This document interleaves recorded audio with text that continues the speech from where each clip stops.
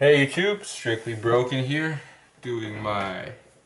at this point, you guys all know by now, I'm going to do the Penguin deck profile for Kemono friends.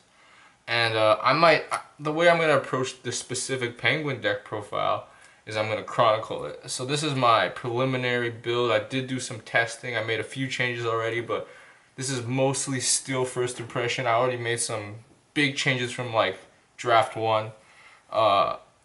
I gotta be honest, the Penguin build isn't the best build in my opinion. There are better cards, but the restander is so efficient that you can often, like, if you play the Penguin restand, it's so efficient that you can make these like sustained plays over multiple turns and you can feel very comfortable with living. So yeah, here's the profile. Starting off, I got 4 of this 4K Penguin. I'm not gonna front with you guys, like, if this was not a Penguin, I wouldn't play it. Like, it could be the Serval Runner. And like if you watch my rant about runners versus oversized, I would rather play the Serval Runner over this, had this not been a Penguin.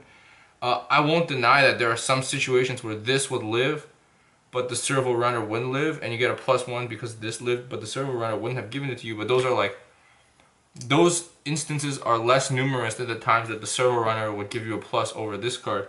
So all in all, if you want to be more optimal, you play Serval Runner, but thematically this makes a lot of sense. Plus, she is definitely the hottest Penguin. So yeah, 4 of this. Basically, you can't use backups or events when it's on the field, so you gotta watch out because you really want to use your tap counter level 3, so you can't have this on the field later on. Leave them here.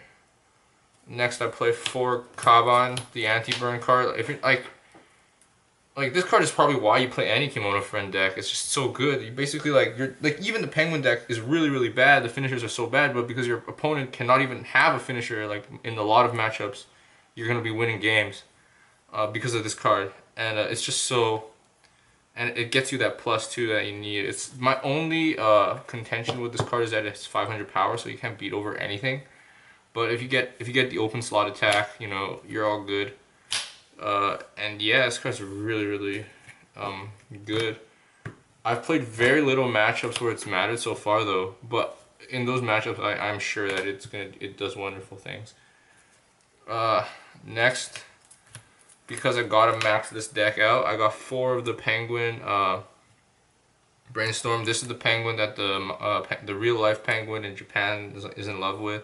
So she's a Brainstorm. She also gives center 1k on opponent's turn, tap 2, search Brainstorm. Generic, and I mean, you need it on the field for your plays at level 3. Your restander needs this on the field to do. Your early play needs this on the field to early play. So you gotta max out on this, and this card like leads you into everything else. So you play 4 of this and like less copies of the other things. Yeah, it's a good card. Next, I got 3 of the Married Life, with 1k power. So it's like 500 in front when you play Climax or something 1k. Your cards are pretty small, so the 1k is actually extremely huge and important. And yeah. And finally, got myself 2 copies of. This is there's a card in what's it called? There's a card in CG that's ditch climax salvage a music character, and then when your opponent cancels the attack from the card, it goes to stop. This is the same thing, but it's 1k power, and it ditches climaxes and salvages specifically blue. So you can only grab blue cards with this. So you gotta watch out. Don't grab your like Kaban or your Kaban early play. This card is so good. Like, a lot of times what I end up doing is using this card, ditching it to grab the other one, just so I can hand fix and have this later for the hand fix if my hand is relatively good. So you just only want 2 so you can interchange them like that. Otherwise, like, this card just hand fixes you for like the plays, because you have such complicated fields. Not complicated, but you have fields that are very specific. So this helps grab them for no cost. And like, it gives a deck that doesn't really salvage the opportunity to salvage, which is also very nice. I mean, this deck does like more salvaging than most mono blue decks already, so because of the level 3 and that card. So that's it for zeros. There is 17 zeros. Yeah, I don't really want to be playing more. Every card that I wanted to play is in there, so I feel good about that. Play 4 of the level 1 combo. So this is Amelia, but it doesn't gain any power, so it just stays base. However, it basically has like 0 restrictions. You just need a other blue card on the field, and then you can do the Amelia effect or Maguro. So on attack, look at top 4, add a friends, send the rest to waiting room. It's just so free, to the point where you just basically try to get 3 of these, play them down, play your combo, just refill your hand, and then basically you push damage without losing resources that turn, which is really nice. But then because of that play style that the deck holds, you're not really looking to play any sort of walls because you really have no time in the game state to play walls. Say you actually sack and triple cancel after doing this, you probably just play some garbage cards and wait for your level 2 game. You get basically a free turn to charge 3 more stock before your level 2 game. But you're really not looking for any walls to be playing, because if you're not doing this, like if you can do it, you'll always do this. If you're not doing it, you just kind of want to stall for the 2 game. That's how I feel about this card. And so to go along with that strategy, I do play 4 of the On Death. Like it's like the Kirito from Sal, but with no additional effect. On Death, reveal up to 3, and then add 1, dish 1.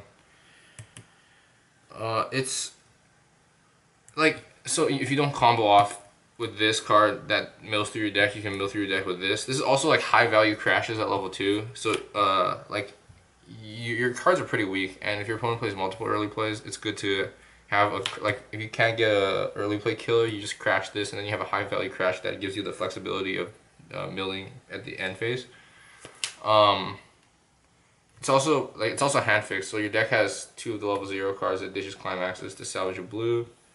But then other than that, there's not much hand fix, so you have this as a flexible option. There's a Taige, and in my preliminary build I played Taige over this, but then I found myself missing this a lot when I didn't have the combo. Like the Taige was cool, it plus you to field, but then I really just wanted to go through the deck and look for like find my better plays, right, and like trying to mill through so I can like. I just think Taiges are pretty outclassed right now. Like you're really just trying to play cards that have high value and do high value things, and Taige is just field presence that stays on field. It's a weak strategy, I think, right now. Like specifically right now, I don't know if this will change. It's just I found this card to be a lot better than Taige. It has so much more value at level 2, and like there's really cool things you could do with, like, say you want to front row brainstorm, and then you can like overplay them. And then you can do mills, and then you can go into a new deck for your level 3 plays, because like one of your level 3s on play salvages a card, so you don't actually lose. You actually technically don't lose any value from doing that, but you just get to do additional mills. So maybe you can go through your deck before playing other level 3s, so that you don't lose compression. It's also just like if you know your deck has like 2 climaxes in deck, and in a deck of like 4 cards, you just brainstorm the front row as well to get that out, and then you can just like mill 6 when you overplay them. So there's a lot of small things you can do with this. Same thing, it's like the same concept as Kirito though. So yeah, if you played Kirito, you'll know how what the stuff you can do with this. I played 2 of the 2K counters, so I usually like playing 3 of these, but at level 1, all your cards actually just suck to the point where I don't think you want 2K counters at level 1. Sometimes something can live because the brainstorm does give 1K on opponent's turn, but at that point, like, if you get a plus from the brainstorm giving 1K to center, that's cool. But like if you had to use a counter to win you that field, you're not plussing, you're just maintaining your field. So I'd rather just like, if I can sack a plus based on my center row's power because of the brainstorm, I'd rather just like leave it be, get a plus from that. And if I can't, like, I don't really need the counter to win field because I'm not trying to win field. Winning field is nice when it's convenient, but like, I think this deck's just trying to go through the deck, right? Like as fast as possible. It's not really trying to win field, because you're gonna be winning field at level 2. Your early play is pretty big, just because of the 2K support and all. I play 1, so that's 10 level 1s. For level 2, I play 1 of the Kaban anti-change. So like you're playing a lot of pants, you're playing a lot of book. I've had situations where I've been flooded, and like I just put this card in the new iteration, so I haven't actually physically used it. But in theory, it's pretty good when you like trigger like 2 pants in a turn. And then you just salvage the pants anyways, and then your opponent early plays, and then you can just use this card, pop the early play, dish from the pants, and then you didn't really lose. You could like filter out those climaxes regardless. And like the power, so your early play is like around 13K in the center. The power that this card gives, along with the anti-change counter effect is like really good against like Gochu's 2 early play fields, ReZero 2 early play fields, Kuro early play fields. So it's just the number is good enough that I think it's worth playing one of, and it's just a 2/5 counter in worst case scenario. I play one of this one. It's a on play top check, leave it on top or move it to bottom, and it's a level 3 killer, so it hits like 13k on attack. This is like the worst penguin, but you need it because the restander can do cheeky things with it. I don't want to play 2 though, because if I see 2 in my hand at any point, like when in my first iteration I had 2, and whenever I saw 2 in my hand, I just felt really bad. Like I just it was just such a dead card that like I dropped it down to 1. If you can find it to do your cheeky 5 attack for 1 stock play, then that's really cool. But that effect doesn't happen sometimes, and it's a lot more consistent to go like Emperor. It's more consistent to go like 2 of the restanding penguins with 1 of the healers in the center or something, like, or like any positioning is fine, but as long as you have 2 of those on the field rather than go 1 of those, 1 of those, and 1 of those. That's actually just like a really YOLO, really. If you're like in a really comfortable spot, you know you're gonna live, you can go for like greedier plays and go 5 attacks to try to kill them, even if they're compressed. But yeah, you only really need 1. Your level 3 penguin that combos salvages on play, so you can even grab it from the waiting room. It's never 2's never needed. However, on the other hand, this card I do play 2 of the 2K support because like early playing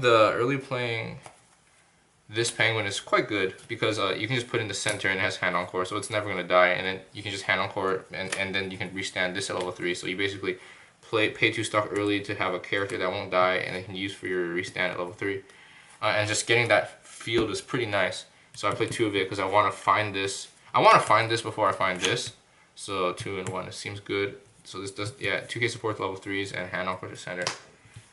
She's one of the cuter ones too, so it's all good. It's all good.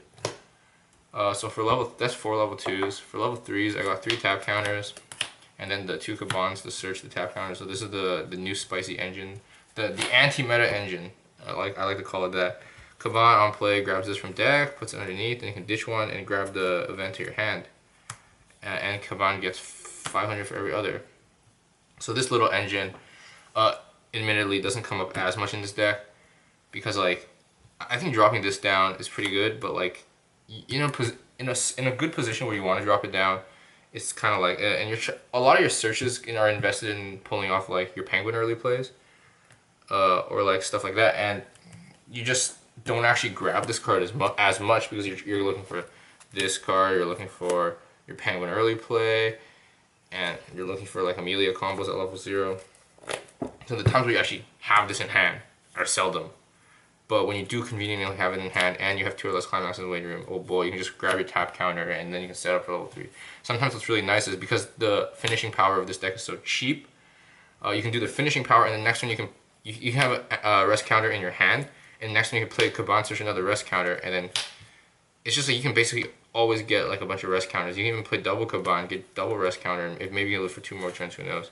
You can play like a Kaban, a healer, so go down 1 more damage, and then you have the rest counter at like 3-0, which is a situation where not a lot of decks can die if your opponent can't burn. So neat little engine, I like it.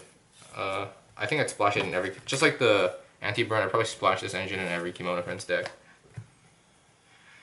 Then I play 3 of this early play, which, okay, so 2 reasons. One, I don't have the fourth XR of it, so I don't even test with 4 yet because I find it really uncomfortable to have one that is off rarity.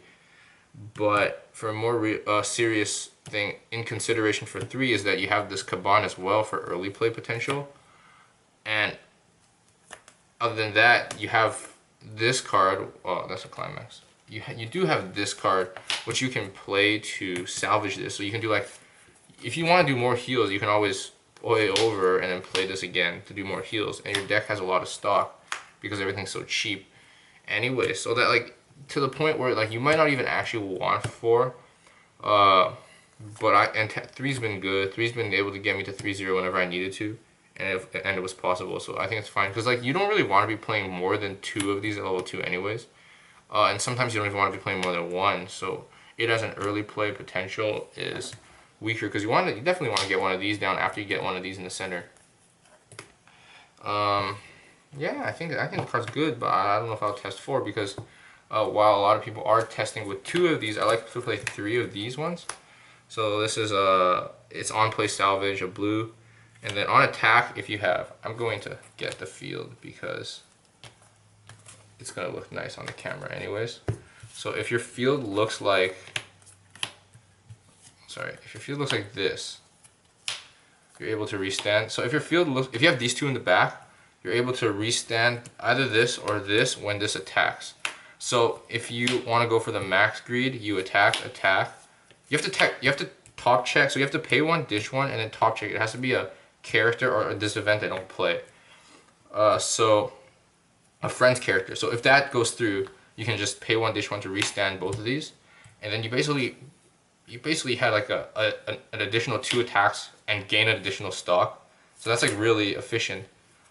If you don't want to do like the 1 of each restand formation, you can go like this, which every time this attacks, it can pay 1, dish 1, and top check to restand this. So you go like attack, then you go attack, and you do the check stuff, and then maybe it restands. Attack. Oh, you attack, then you attack, and then maybe restands and attack, and then you can do that interchangeably with this as well. Same interaction. It's just you need these 2 in the background to do it. But I mean, it's so cheap. The restand is actually so cheap. And that's like a strong point of it. But the thing is, like, it gets completely decimated by a rest counter because it's like a 1 card that relies on everything. This formation is less reliant on a rest because you can still, if they rest this, you can still attack with this to restand this. So it's less decimated by a rest counter. But like it's just a really greedy combo. What is the upside of it is that it's so cheap that you can like use multiple rest counters over multiple turns, and you never actually lose out all your stock, and you have a lot more stock to play a subsequent turn of level 3s. So that's an upside to it. So you're really looking for those 2-turn kills, 3-turn kills strategies with this deck. And yeah, that's all I gotta say about that. Super. And they're adorable because they're all penguins. Woo! Woo! And yeah, that's it. For climaxes, I play 4 book and 4 pants. So this is the level 1 combo, the Amelia, and then this is the finisher combo. It's nice that there's a pant. Like these are all plussing triggers, so every time you trigger a climax, you're going to plus, unless you don't have a climax in the waiting room. But that's convenient because like once you hit level 2, as long as you're playing down early plays, you're always going to be paying out the climaxes in your stock. So you don't have to really worry too much of having like flooded stock filled with climaxes. And it's just nice to get those pluses when you trigger climaxes.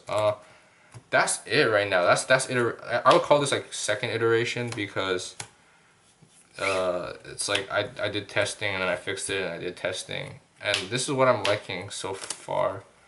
And with the Kaban the Kaban splash is like always going to be in there. I think that's one of the ceiling, like one of the strong points of the deck. And then whatever you choose to play in Kemono Friends kind of works around the Kaban engine. But I'm really enjoying this deck like a lot. Just mainly because it's penguins, and you know my fascination with penguins. I have like a super hard on for penguins in general. And yeah, the much anticipated penguin deck profile from Kemono Friends, and it's strictly broken. Signing off. See you guys next time. Peace.